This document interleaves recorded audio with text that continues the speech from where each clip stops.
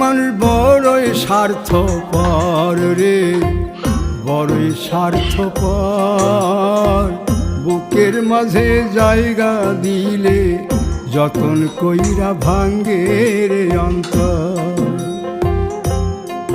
মানুষ বড়ই স্বার্থপর রে, বড়ই স্বার্থপর। বুকের মাঝে জায়গা দিলে যতন কইরা ভাঙ্গে রে অন্তর।